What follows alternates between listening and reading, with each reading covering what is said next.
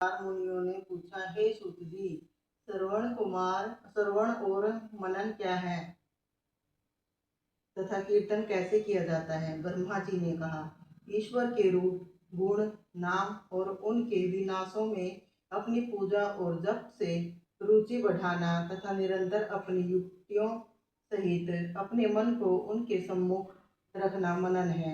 और श्री पर ब्रह्म महादेव जी अथवा शंभु भगवान के नाम का बारंबार जप करना कीर्तन है तथा दृढ़ हो भगवत संबंधी शब्दों को कानों से सुनना और उसे चित्त में स्थिर करना श्रवण है।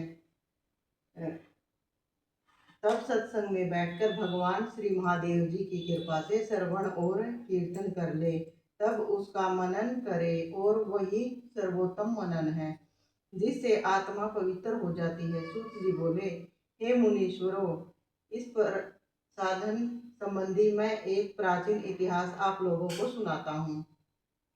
सावधान होकर सुनिए।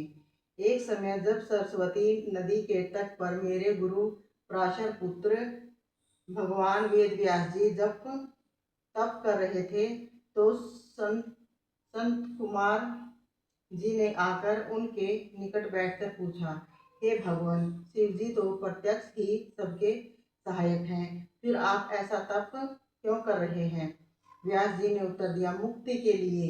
इस पर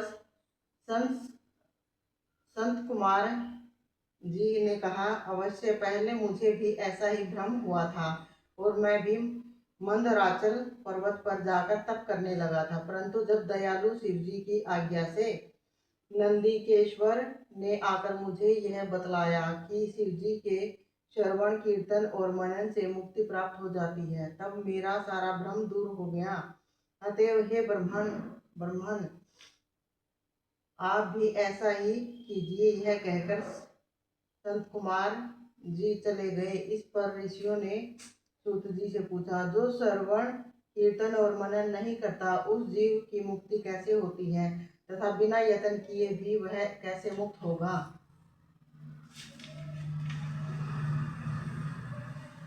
श्री सूत जी बोले, हे ऋषियों, श्रवण, कीर्तन और मनन में आसक्त प्राणी यदि शिव जी के लिंगबेर की संस्थापना कर नित्य उनकी पूजा किया करे तो भी वह संसार सागर से तर जाता है। मुनियों ने कहा, यह कैसे?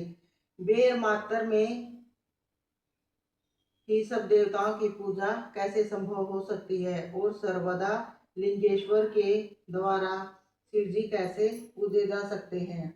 श्री सूत जी बोले, हे मुनीश्वरों, इसके लिए भी स्वयं महादेव जी ने कहा है, किसी अन्य ने नहीं। मैंने श्री गुरु मुख से यही सुना है कि एक शिव जी ब्रह्म रूप और निष्कल अर्थात कला रहित और कला सहित भी है।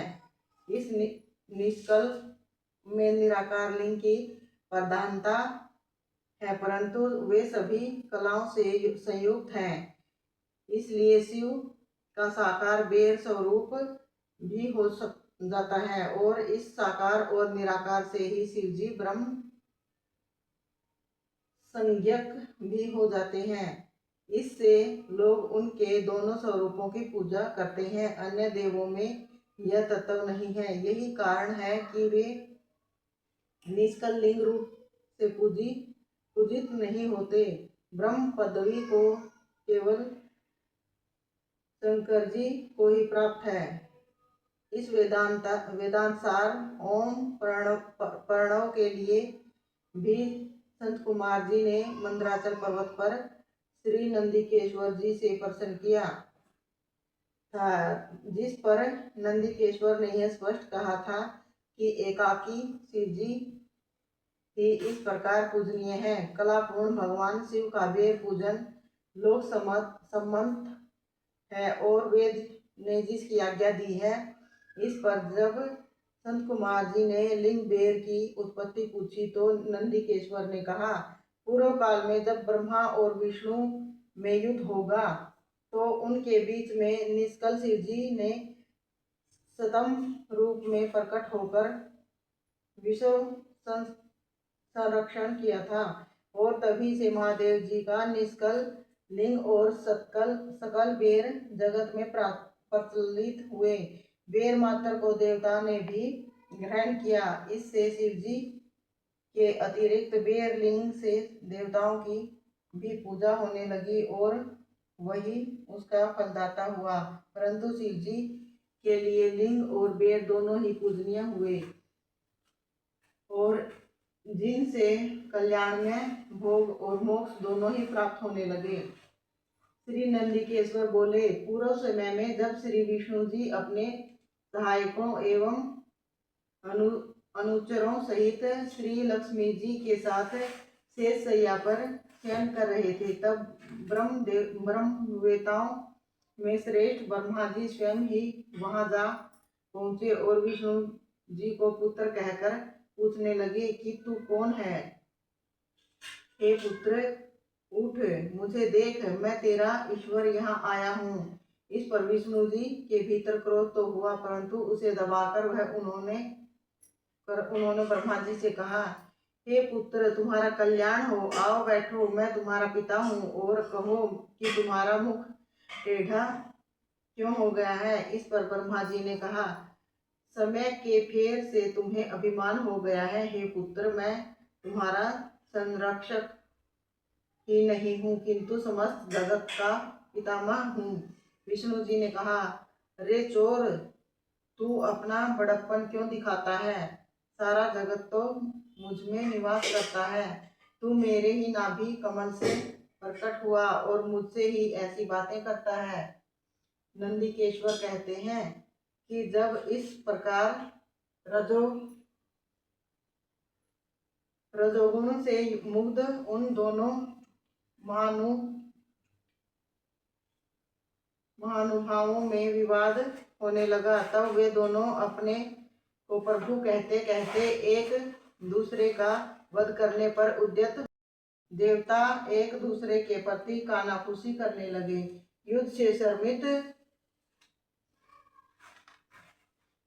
विष्णु जी हाँफने लगे, परंतु उसी अक्षण शांत होकर उन्होंने ब्रह्मा जी पर माहेश्वर अस्त्र चला दिया। इससे ब्रह्मा जी को बड़ी चोट लगी और उन्होंने पाशुपत अस्त्र चलाकर विष्णु जी के वक्षस्थल पर आघात किया।